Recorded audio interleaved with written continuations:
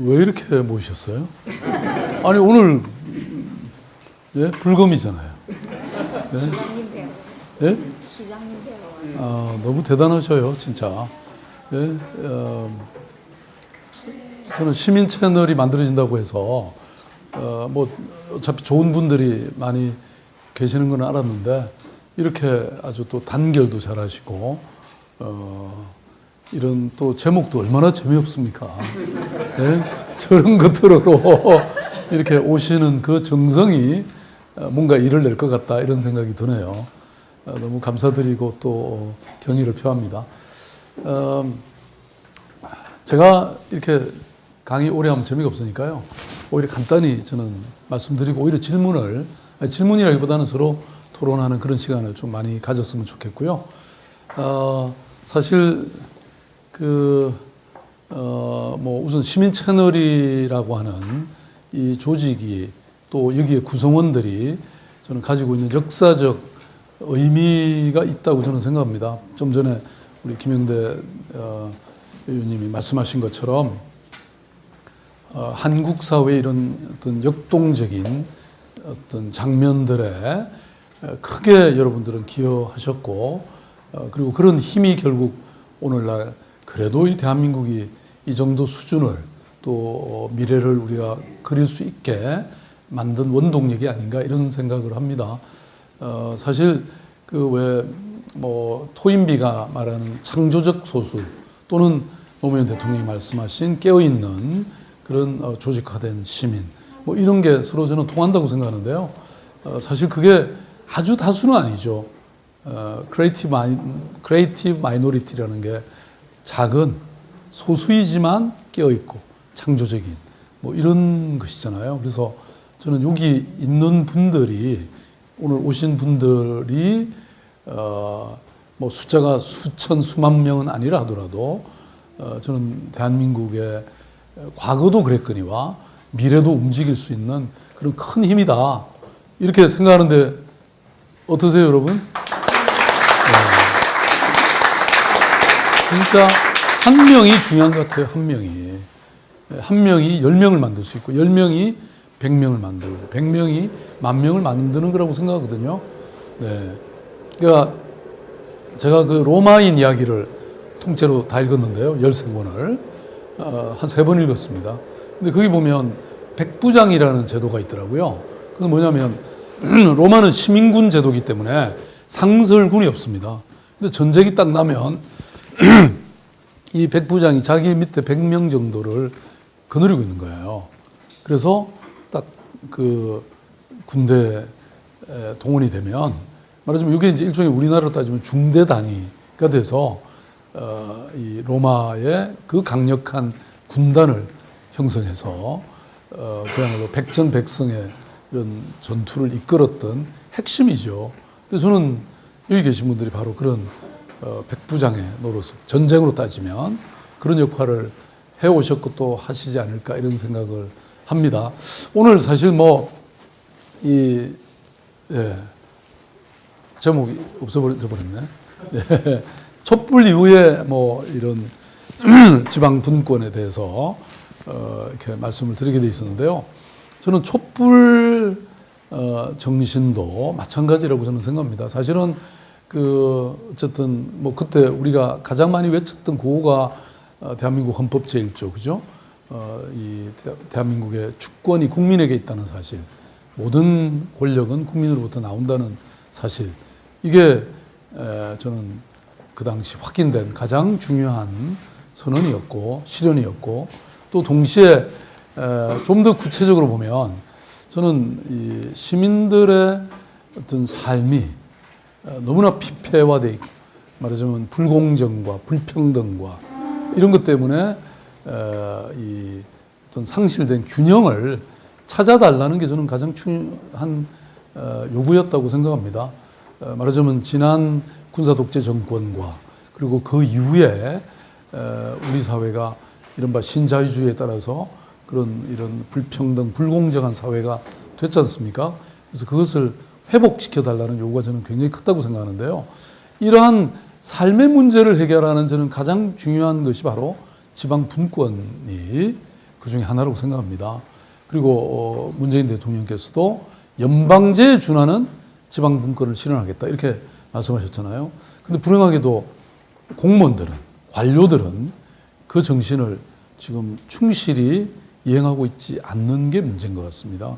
사실 저는 지금 벌써 몇 달 됐죠? 대통령 취임하신 지 지금 한 8개월이 돼가죠.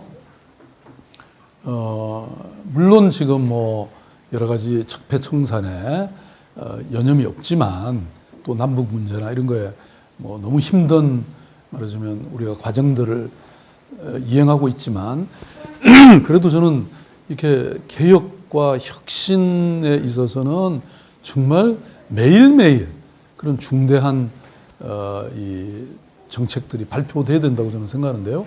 그 중에 하나가 지방분권이 아닐까 이렇게 생각합니다. 왜 지방분권이 삶의 질에 관계가 많냐면요.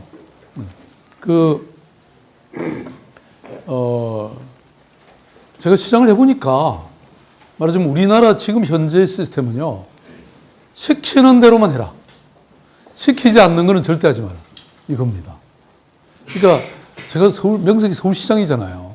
서울시장이 그야말로 천만 시민들의 삶을 위해서 일하고 있는데 그러니까 그 권한이라는 게 법령은 물론이고 행안부의 행정안전부의 예규 뭐 무슨 규정 지시 이런 거에 뭘 하나도 위반할 수가 없습니다. 저는 이번에 왜 그 68시간을 52시간으로 바꾸는 이거는 저는 큰 혁명의 하나라고 생각하거든요. 왜냐하면 저는 기본적으로 우리 대한민국의 큰 문제는요. 쉴 수 없는 나라이기 때문입니다. 그러니까 우리가 경제가 막 발전하는 때는 남들 따라만 가면 됐어요. 부지런히 열심히 해가지고 따라만 가면 된다고 생각해요. 그런데 지금은 우리가 창조와 혁신을 해야 되는 상황이거든요. 그건 놀아야 그런 게 나옵니다. 그러니까 아까 김영대 의원님 저보고 뭐 늘 깨어있다고 그러는데 그건 아닙니다. 제가 회의할 때는 거의 이 가사 상태로 들어갑니다. 절반은 딱 이 얘기를 듣고 있고요. 절반은 잡니다. 사람이 저도 인간인데 한번 만져보십시오. 제가 사람이잖아요. 체온이 있죠? 예, 그럼요. 네. 그러니까 잠은 자야죠. 그런데 이제 잠을 효과적으로 자는 것 뿐이죠. 예, 저는 딱 머리만 댔다 그러면 그냥 바로 잠듭니다. 그리고 꿈을 절대로 안 꿉니다. 잠자는 시간. 그러니까 그 수면의 질이 높은 거죠. 제가 독일을 2004년에 여행을 했는데요. 제가 독일 사회를 인터뷰하다라는 책을 냈거든요. 진짜 인터뷰를 많이 했어요. 근데 인터뷰를 하려고 사람을 연락을 하면 연락이 안 돼. 왜냐? 직장에 근무하는 사람이 별로 없어요. 일주일에 나는 이틀만 딱 근무하겠다. 나는 오전만 근무하겠다. 이러는 거예요. 그리고 나머지 시간은 뭐냐? 자기 완성을 위해서. 학습을 하는 거예요. 그러니까, 저는 정말 놀랐습니다. 그러니까 우리는 노동 시간은 세계에서 최장 시간인데, OECD 국가 중에서 노동의 생산성은 가장 낮은 거예요. 왜냐하면 그냥 늘 일만 하면서 아까 제가 말씀드린 가사 상태에 누구나 있는 거예요. 아니 그렇게 새벽에 나와서 막 일하고 저녁에 또 우리가 그냥 집에 갑니까? 저녁 먹고 2차, 3차까지 해야 되잖아요. 서울시장도 마찬가지입니다. 요새 제가 조금 이제 대사가 있기 때문에 요즘은 뭐 누구 빈소에도 가고 또 어디 가서 이것도 한잔하고 그러니까 저는 평소에는 잘 안 했어요, 그거를. 아니, 시장이 깨어있는 시간이 잘 없어요. 아니, 깨어있는데 가사 상태라는 거죠. 아니, 저녁 내내 술 먹었는데 아침에 무슨 정신으로 시정을 돌보겠냐 이거예요. 예? 아니, 저뿐만 아닙니다, 이게. 저는 사실 잠깐 하는 거고요. 저는 술을 잘 못해가지고. 그러니까 이런 상황으로서 정말 부가가치가 높고 노동 생산성이 높고 이런 사회는 만들기 힘들다고 저는 봐요. 제가 그 당시에 그 뮌헨이라는 도시를 가봤는데 그게 한 100만 조금 넘는 서울로 따지면 작은 도시죠 사실은. 그런데 국민고등대학 포크호우슐러라고 하는 그 국민고등대학, 그러니까 평생학습을 전문으로 하는 그 대학, 그 학교에 강좌 수가 우리나라 서울시의 전화번호부 색깔도 노란 거예요. 이만큼 되더라고요. 그러니까 강좌 수가 그렇게 많은 거예요. 아마 거기만 한 3만 개가 넘는 강좌가 있고요. 그 다음에 뭐 가톨릭 교회라든지 시민단체라든지 이런 데가 뭐 또 몇백 개씩 강좌 프로그램이 있는 거예요. 그러니까 저는 아니 이 사람들은 도대체 맨날 공부만 하는 것 같아요. 그래서 제가 그 챕터에 제 책에 그 책 꼭 한번 사보세요. 독일 사회를 인터뷰하다 이런 책인데요. 거기에 제 책이 본래 잘 안 팔려요. 저 초판 클럽 멤버예요, 제가. 예, 뭐 우리 누굽니까 우리 베스트셀러 작가, 예? 우리 개혁당을 만든 유시민 씨 같은 경우는 책 냈다 그러면 무조건 베스트셀러인데 저는 아무튼 뭐 초판에서 거의 끝나기 때문에 초판 클럽 멤버예요. 그런데 그 책의 내용이 좀 졸리는가 봐요, 이게. 근데 아무튼 그 챕터의 제목은 뮌헨 시민은 공부 중. 뮌헨을 지나갈 때는 조용히 하라는 겁니다. 누구나 공부하고 있으니까. 저는 우리 한국 사회가 이렇게 일중독인 사회에서는 그런 창조와 혁신이 일어나기 어렵다고 봅니다. 그 뮌헨이라는 도시가요, 옛날 로마 시대 때는 하도 야만적인 게라만 이 민족들이 살고 있었기 때문에 이름을 바바리안 지역이라고 이렇게 이름 지었습니다. 바바리안이 여러분 라틴어로 야만적인이라는 뜻이잖아요. 그런데 지금은요, 거기 가면 보십시오. BMW의 본산지가 거기입니다. 그 다음에 알리안츠, 세계 최고의 보험회사가 거기가 본산지가 거기입니다. 국민소득이 가장 높은 곳 중에 하나입니다. 지금 로마와 뮌헨을 비교하기도 어렵죠. 그러니까 그게 저는 이런 학습의 이 결과물이라고 생각하고요. 그리고 그런 것들이 지방정부가 그런 권한이 있고 그런 재정이 있으면 훨씬 더 잘할 수 있다는 거죠. 또 예를 들어서 지금 우리의 가장 큰 하나 문제가 주거 문제잖아요. 그러니까 사실은 좀 높아져야 된다고 저는 생각합니다. 이 권한이. 그게 무슨 말씀이냐면 임대료를 주인들이 마음대로 매기는데 지금 제한을 할 수가 없어요.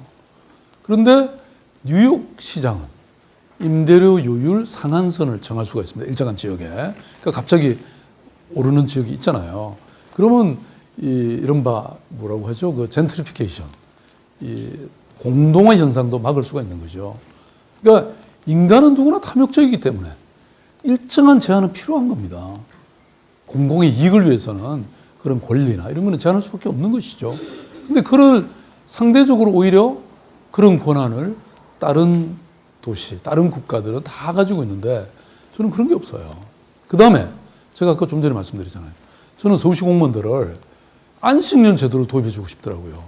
제가 시민운동을 하면서 제가 관계한 모든 단체들은 3년 일하면 한 달, 5년 일하면 3개월, 7년 일하면 6개월, 10년 일하면 1년을 안식년을 줬습니다.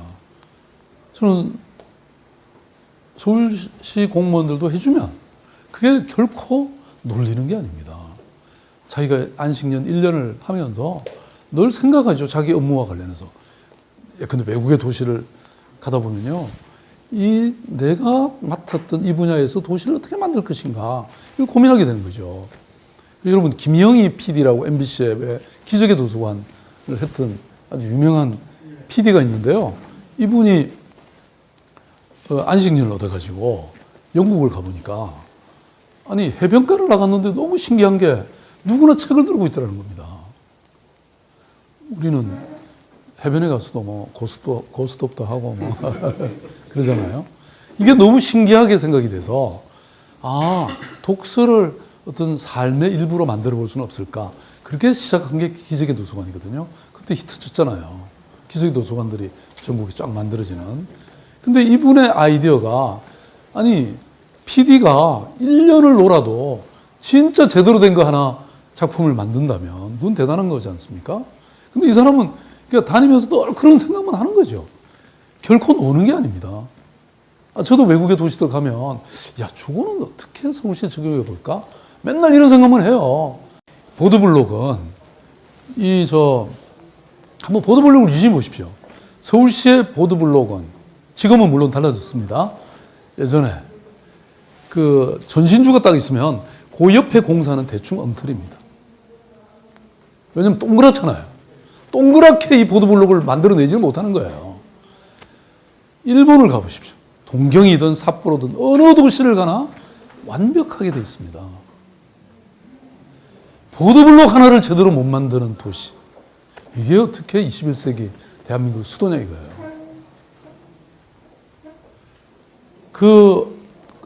제가 이런 말씀드리면 한이 없는데요. 어쨌든 핵심은 서울시 공무원들 안식일 보내주려고 그랬더니 안 되는 거예요, 이게. 행안부의 가이드라인에 따라서 할 수 있는 최고가 뭐냐면 10년 근무하면 열흘, 20년 근무하면 20일, 30년 근무하면 30일. 아니, 기존의 휴가 외에. 그래서 그거는 해줬습니다. 그래서 30년을 근무한 어떤 직원 한 명이 쿠바를 가서 자전거로 쿠바를 다 한번 보고 책을 하나 썼더라고요. 예. 그러니까 그 사람 놀지 않잖아요. 그죠? 아니, 그렇게 자전거 타러 갔지만. 그리고 얼마나 건강한 마인드로 돌아왔겠냐 이거예요. 그리고 일할 의욕에 이렇게 가득 차서 왔겠어요. 뭐 이런 일들이 저도 한두 가지가 아닌 것 같습니다. 그래서 그리고 기본적으로요, 이 중앙정부는 이 복잡하고 이 급격하게 바뀌는 세상에 좋은 정책을 낼 수가 없습니다. 왜냐? 이것은 전국적인 큰 틀에 가이드라인을 만들 수 있어요. 근데 미세한 거는 직접 실험할 수 있는 이 테스트 베드가 없잖아요. 그러니까 피드백을 못 받는 거예요. 그러니까 이게 맞춤형의 정책이 나오기 어렵습니다. 제가 예를 하나 들어볼까요? 그 메르스 사태 기억하시죠? 메르스 사태가 왔습니다.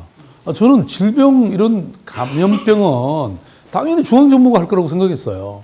서울시가 그게 나설 이유가 없죠. 당연히 중앙정부가 알아서 잘할 거라고 생각했어요. 맹탕이더라고요. 아니, 세상에 우선 다른 무엇보다도 감염병의 핵심은 빠른 시간 안에 그 병의 진상과 감염의 방식과 내용에 대해서 국민들한테 알려드려야 되잖아요. 그래야 그거에 대해서 예방을 하거나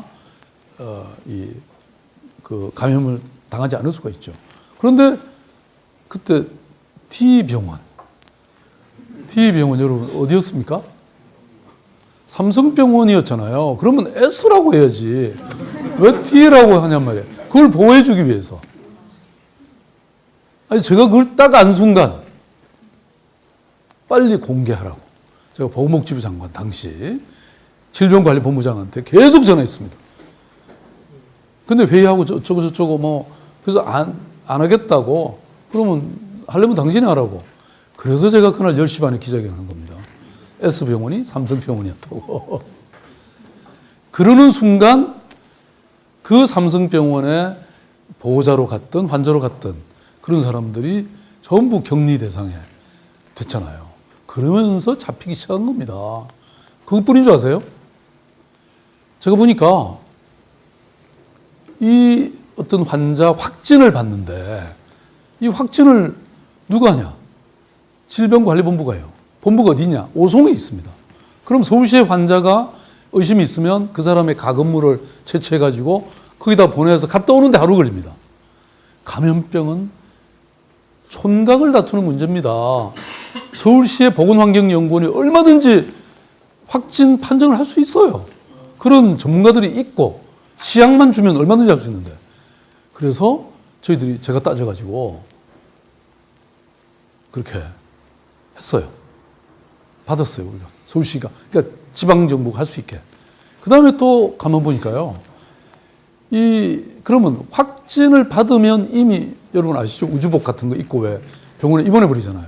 그러면 이 사람한테 당신 며칠 안에 어딜 갔다 왔냐? 누구하고 접촉했냐? 이걸 조사를 해야 되는데 우주복 입고 또 들어가는 사람도 우주복 입어야 되잖아요. 어떻게 교신이 됩니까? 그래서 그러면 일단 내방을 하고 의심이 이미 들면 바로 그 조사를 하게. 역학 조사를 할 수 있게. 그래서 그 권한을 우리한테 달라. 그래서 우리가 그렇게 조사하기 시작했습니다. 그리고 또 며칠 지나다 보니까 이 사람이 반드시 참말을 하지 않더라고요. 그러면 거짓말하는 경우는 이걸 확인할 수가 없잖아요. 그러기에 가장 좋은 방법은 뭡니까? 카드를 조사해 보면요. 그 사람이 다닌 데를 다 알 수 있습니다. 요새는 카드로 그냥 다 다니잖아요. 예? 요새 카드로 현금으로 쓰는 사람이 얼마나 있습니까? 그 권한을 우리한테 달라. 제가 따져가지고 또 우리가 얻었습니다. 이런 혁신과 변화들을, 왜냐하면 저는 매일같이 회의했고 매일같이 그 현장에 있는 사람들의 얘기를 다 들었기 때문에 가능했던 겁니다. 여러분도 잘 모르시지만 이런 혁신이 그 사이에 일어난 거예요. 중앙정부는 이런 이제 공무원들 모아놓고 회의나 하지, 책상 위에서 이런 건 하지, 현장에서의 이 변화를 할 수가 없습니다. 그래서 그 권한과 재정을 달라. 이건데 문재인 대통령은 아까도 말씀드린 것처럼 자치경찰제, 그 다음에 예산도 지금 8대이거든요. 서울시를 포함해서 모든 지방정부 다 합쳐봐야 2밖에 안 됩니다. 그러니까 예산을 중앙정부 다 가지고 있어요. 말하자면 뭔가 좀 해보려고 하면 돈이 없는 거예요. 권한이 없는 거예요. 그래서 이 조직분권, 또 재정분권, 또 자치법권 이런 게 이제 저는 필요하다고 생각하고요. 그래서 저는 아까 문재인 정부 성공시킬 책임이 여러분도 있으시죠? 예. 근데 그러려면 저는 대통령의 뜻을 잘 실현해 주시는 게 좋습니다. 저는 문재인 대통령은 굉장히 현명하고 합리적이고 또 현실적인 감각을 가진 분이라고 생각해요. 왜냐면요.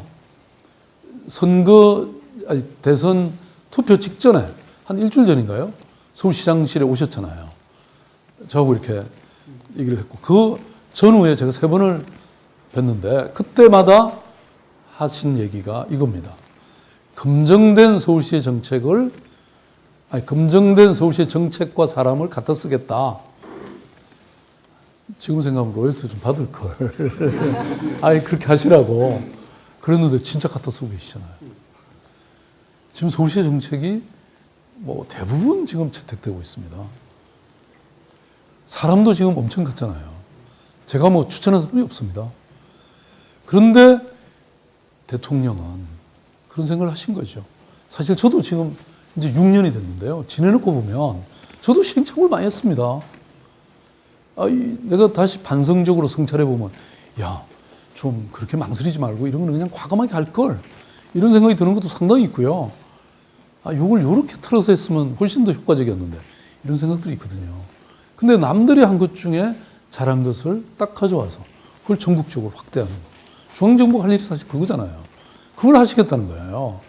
근데 아까 이런 큰 제도적 틀들이 막혀 있기 때문에, 쉽지가 않기 때문에 여러분들이 부지런히 활동하셔야 된다는 겁니다. 장관들 혼내고요. 그 직원들 혼내셔야 됩니다. 예? 저는 지금 7, 8개월이 됐는데 사실 이거 어디 외부에 나가는 건 아니죠? 김부겸 장관이 굉장히 서운해하실 것 같아서 우리끼리 얘기입니다. 근데 좀 더 강력한 개혁이 좀 있어야 되고, 저는 행안부에서는 절대로 그 권한을 안 내놓을 겁니다. 왜냐하면 그 때문에 월급을 받고 사는데, 자꾸 간섭해야 되는데, 별거 아닌 것 같고 계속 규제를 해야 되는데. 근데 저는 행안부나 교육부나 이런 부처는 없애야 된다고 생각해요. 그리고 그 대신 자치지원청, 교육지원청 이런 거 하나 남기면 되는 일이다. 우리가 지난 70년의 이 해방 후 분단 지금 3주년이죠. 금년이 지내오면서 저는 과거의 군사 독재 정권 시절에 그런 개발 독재 시대의 관료 기구들이 여전히 그대로다. 제가 서울시장 되고 나서 80개가 넘는 과를 만들었습니다. 아니 지금 근데 반려동물이 우리 가족이나 다름없이 된 거잖아요. 그러면 당연히 동물 복지과가 생겨야죠. 제가 올 때 노동에 관해서 노동을 담당하는 공무원이 딱 2명 있었어요. 그러니까 지방의 행정 속에 노동 행정이 없었어요. 지금 국어로 성격됐습니다. 대한민국 국민 중에 1,800만 명이 노동자인데 어떻게 서울시 1,000만이 사는 이 도시에서 노동에 관련된 공무원이 2명밖에 없는 말이에요. 근데 제가 국을 하나 늘리려면 행안부에 허가를 얻어야 돼요. 파리시는 280만 명입니다. 그런데 부시장이 28명이에요. 저희들 딱 3명입니다. 저는 경제 담당 부시장도 있어야 되고요. 서울시는 60개의 자매도시와 전 세계 57개의 프로젝트를 수출하고 있습니다. 이런 걸 담당할 외교 담당 부시장이 당연히 있어야죠. 지금 스마트 도시가 얼마나 중요합니까? 스마트 도시 추진단, 단장은 부시장급으로 해서 그래야지 전체를 통할할 수 있습니다. 우리가 위고라는 국제기구를 만들어가지고 100개 이상의 도시가 가입되어 있는 이 위고에 제가 의장입니다. 아무튼 이런 것들 좀 마음대로 우리가 할 수 있어야 되지 않겠습니까? 제가 이걸 잘 되면 뭐 서울시를 어디 중국에다 갖다 바칩니까? 유럽으로 갖고 갑니까? 대한민국이 경쟁력이 높아지는 거거든요. 네. 자, 이거 여러분, 이게 무슨 장면일 것 같아요? 제가 아까 여기서 나올 때 어떻게 봤습니까? 저는 늘 이렇게 다닙니다.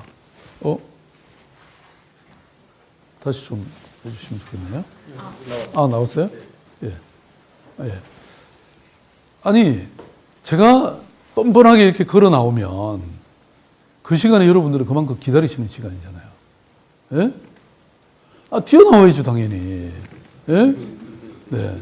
그리고 이렇게 행사 중인데 빳빳하게 이렇게 딱 이렇게 나와서 자기 자리에 앉는 사람이 있어요. 국회의원들 보면. 저는 이러고 갑니다. 네. 아니, 그러니까 아무튼 작은 일이지만 저는 이런 마음이 중요하다 이런 생각이 들고요. 뭐 이거 제가 아까 다 말씀드린 바고, 네. 네. 이게 어제죠, 우리가 아마 구청장님들하고 함께 이런 발표를 했습니다. 그래서 이게 내 삶을 바꾸는 개헌이다. 이런 내 삶을 바꾸는 도시, 이게 되기 위해서는 지방분권이 필요하다. 이런 선언을 제가 한 거예요. 이 새 정부가 해야 될 여러 저는 큰 계획 방향 중에 이 개헌과 지방분권이 하나가 있고요. 뭐 그 외에도 이제 여러 이슈들이 있겠죠. 저는 남북 문제도 참으로 정말 다행이라고 생각하는 게 이게 정권 만약에 후반기에 이런 일이 벌어지면 안 되잖아요. 우리 노무현 대통령 시절에 사실 그 14선언이 좀 일찍 나왔으면 그 김대중 정부 이어서 훨씬 더 저는 더 큰 진전이 있었을 텐데 좀 늦게 이루어지면서 사실 뭐 그게 실현되기도 전에 그 14선언 안에는 그 북경 그때 올림픽인가 아시안 게임인가 서울에서 기차를 타고 바로 갈 수 있게 북경까지 가게 그 내용이 들어있었거든요. 그런 게 됐다면 지금쯤이면 지금 우리가 9년에 이런 보수 정권이 없고 민주정부로 계속 이어졌다면 저는 아마 서울역에서 그 기차를 타고 베를린까지 바로 가는 게 가능했을 겁니다. 제가 계산해 보니까 74만 원 정도 되더라고요. 그렇게 받으면 돼요. 74만 원 지금 주십시오. 제가 연결되면 첫 번째 그 1호차 72호 칸에 드리겠습니다. 아니, 제 혹시 어딥니까, 그런 동영상에 좀 넣지. 아니, 뭡니까, 인스타그램 보시면요. 딱 그 하나가 있습니다. 인스타그램 혹시 누가 보십시오. 베를린까지 12박 13일인가요? 기차를 계속 타고 가도 그 정도 걸립니다. 그러니까, 그 기차표 파는 게 있어요. 김영대 의원님, 돈 받으십시오, 지금. 아니, 그거 팔면 제가 보기에는 아마 우리 시민 채널 제가 보기에는 엄청 부자로 만들어줄. 예? 네. 가는 시간이요?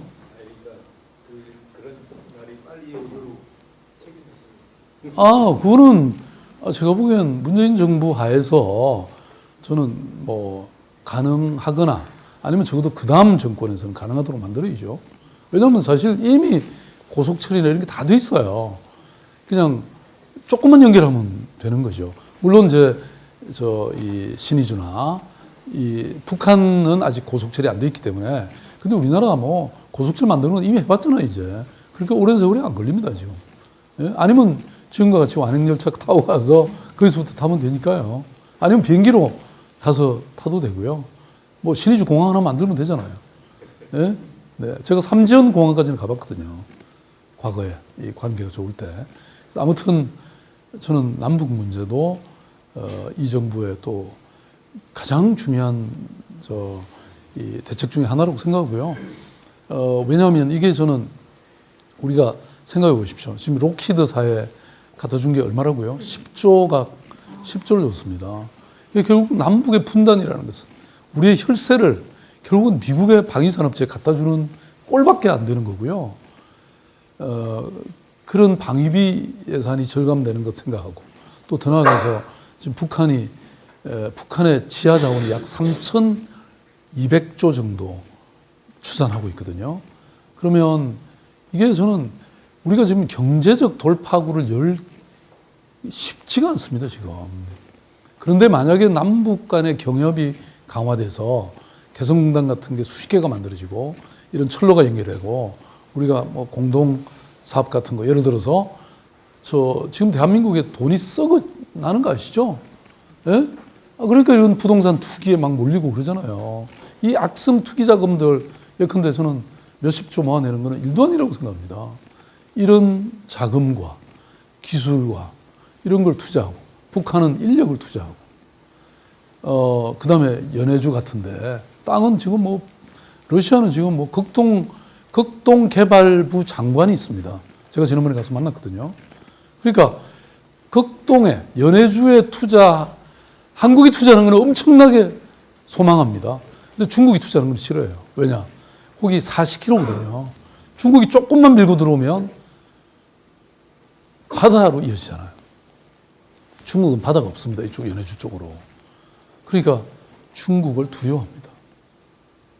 그래서 이런 삼국 간의 합작 사업이 얼마든지 가능한 지역이 너무나 큰 영토가 거기 있거든요. 이게 철로가 연결되면 바로 몇 시간 아니면 거기 도착하는데 예? 이런 황금의 기회를 우리가 놓치고 있는 거라서 저는 이게 제대로 되면 대한민국 경제가 50년은 번영한다. 저한테 건설 회사들이 와서 일거리 달라 그러는데 서울은 이미 인프라는 기본은 갖춰진 사회거든요. 큰 건 없습니다. 리노베이션 하거나 아니면 이제 도시철도 예컨대 경전철이라든지 이런 것들이죠. 지하화하는 프로젝트라든지 지금 저희들이 중랑천 동부간선도를 지하화하기로 결정했거든요. 그럼 그게 한 1조 원 정도 프로젝트입니다. 예컨대 이런 것들은 있지만 지금 북한에 만약 인프라를 한다고 생각하면 이거는 어마어마한 지금 경기가 활성화되는 거죠. 그래서는 제가 이 두 가지만 말씀드리고요. 나머지는 또 여기 사실은